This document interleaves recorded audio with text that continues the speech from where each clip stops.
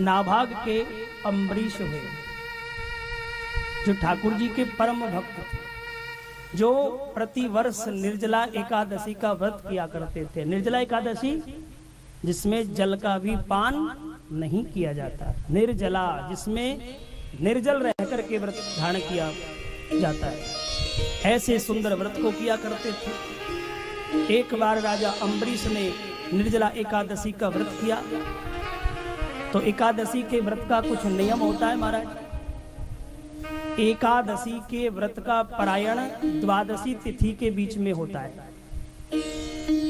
द्वादशी तिथि को ही एकादशी का परायण किया जाता है। अब उस समय महाराज जी ने व्रत किया था, तो परायण के समय किसी ब्राह्मण देवता को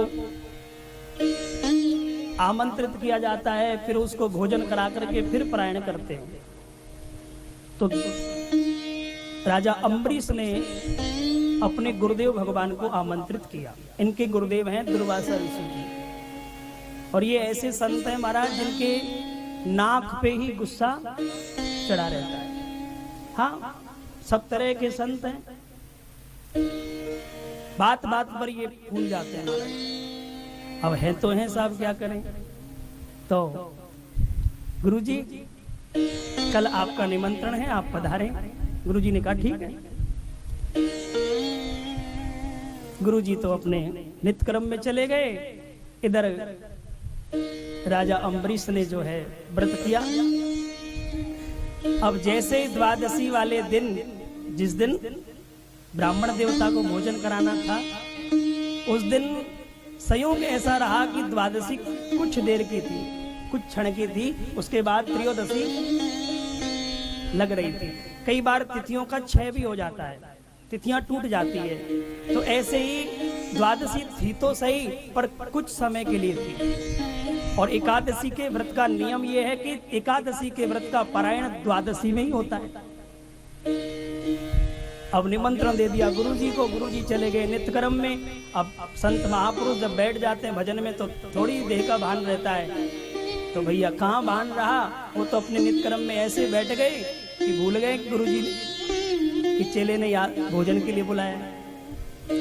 हाँ हाँ हाँ, अच्छा, राजा अम्बरीश ने और भी कई ब्राह्मणों को आमंत्रित किया हुआ था गुरुजी के साथ साथ। तो जितने भी ब्राह्मण लोग थे सब पहुंच गए थे, बस गुरुजी शेष रह गए।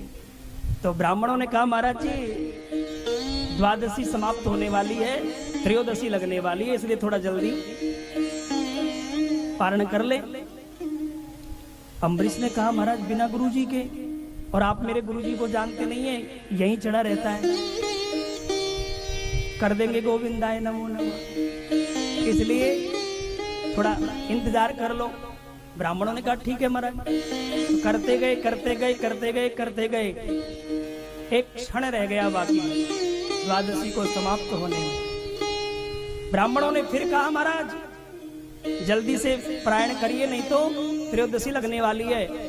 राजा बोले अरे विप्रदेवों, मैं तो धर्म संकट में पड़ गया, गुरुजी कहीं दूर दूर तक दिख नहीं रहे और एक क्षण बाकी रहा, अब मैं क्या करूं, मैं तो बड़ा धर्म संकट में हूं, आप बताइए।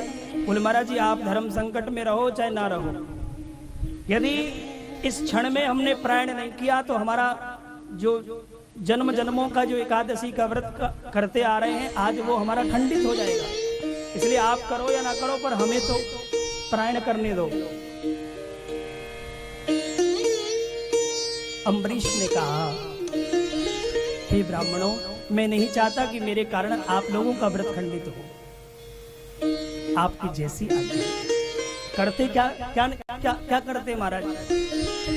तो एक क्षण बाकी था, दूर तक देखा गुरुजी नहीं दिख रहे, तो हाथ में जल लिया और जल लेकर के जो पारायण करने लगे, इतने में गुरुजी टपक गए। प्रेम से बोलो राधे राधे। और जैसे गुरुजी आए, गुरुजी ने देखा कि मेरे बिना ही राजा पारायण करने लगा, तुरंत क्रोध आया, जटाएं खोली और जटा से एक बाल निकाल करके जमीन पर मारा, उससे कृत्या को प्रकट कर दिया। एक कृत्या नाम की राक्षसी प्रकट हुई। वह कृत्या नाम की राक्षसी अम्बरीश जी को खाने के लिए दौड़ी, और जैसे महाराज अम्बरीश को खाने के लिए दौड़ी। अम्बरीश जी ने प्रार्थना की, हे गुरुदेव मेरे से क्या अपराध हुआ है? मैंने तो वही किया जो शास्त्रों में लिखा है, मैंने तो वही किया जो ब्राह्मणों का आदेश था। हे गुरुदेव मेरी रक्षा करो। और नेत्र बंद करके ठाकुर जी का ध्यान किया, हे गोविंद यदि मैंने सच्चे मन वचन कर्म से एकादशी के व्रत का पालन किया है तो आप मेरी रक्षा करिए। इतनी प्रार्थना की, उसी समय मेरे गोविंद ने अपना सुदर्शन छोड़ा और सीधा कृत्या के पीछे दौड़ा। जैसे ही सुदर्शन आया और कृत्या को जलाकर के भस्म किया, अब कृत्या तो समाप्त हो गई, पर अब वो सुदर्शन जी गुरु जी के पीछे पड़ गए। अब जैसे ही वो राक्षसी गुरु जी के पीछे पड़ी, गुरु जी भागने लगे कि अच्छी आपत मौली, अब तो महाराज कहाँ जाएं? सीधे पहुंचे कैलाश।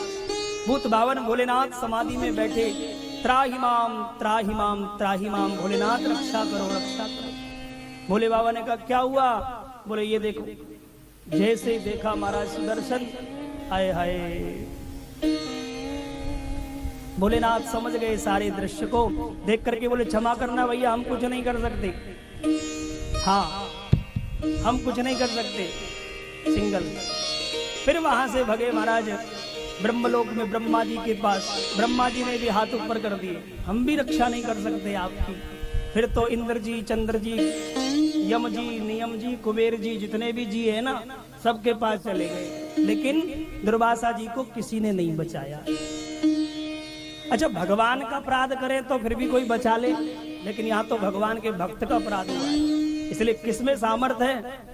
भगवान भी माफ नहीं कर सकते। आए हाय, दौड़ते दौड़ते 6 महीने हो गए, तब अंत में भगवान नारायण के पास पहुंचे और बोले त्राहि माम त्राहि माम त्राहि माम, रक्षा करो प्रभु रक्षा करो। तब भगवान गोविंद ने कहा, रे दुर्वासा जी हम कुछ नहीं कर सकते, क्योंकि आप हमारा अपराध करते तो शायद हम आपको माफ कर देते, पर आपने हमारे भक्त का अपराध किया है, इसलिए प्राणों की रक्षा चाहते हो तो जाओ उन्हीं के पास जिसका अपराध तुमने किया है और क्षमा याचना करो, क्षमा मांगो उनसे। दुर्वासा जी दौड़े दौड़े महाराज 6 महीने यहाँ तक आने में लगे और 6 महीने लौटने में लगे। आज जैसे ही 1 वर्ष बाद दुर्वासा जी दौड़ते दौड़ते आए तो क्या देखा, आज भी राजा अम्बरीश हाथ जोड़ करके भगवान के चरणों में प्रार्थना करता हुआ मिला। 1 वर्ष से खड़े हैं अम्बरीश और वो हाथ में जो जल था वो जल प्रार्थना कर रहे हैं भगवान से। दुर्वासा जी बोले, हे भगवान मैंने कितना बड़ा अपराध कर दिया, ऐसा शिष्य किसको मिलेगा। दौड़ करके गुरुजी ने अपने शिष्य के चरणों को पकड़ लिया और चरणों को जैसे ही पकड़ा, कहा भैया रक्षा करो मेरी रक्षा करो रक्षा करो। जैसे ही नेत्र खुले अम्बरीश का देखा गुरुजी चरणों में, तुरंत जल को छोड़ा और गुरुजी को उठाया और हृदय से लगाया। गुरुदेव ये क्या कर रहे हैं आप मेरे चरणों में? नहीं नहीं ऐसा पाप मत चढ़ाइए मेरे जीवन में। बोले भैया पाप छोड़ो, पहले ये चक्र से मेरी रक्षा करो।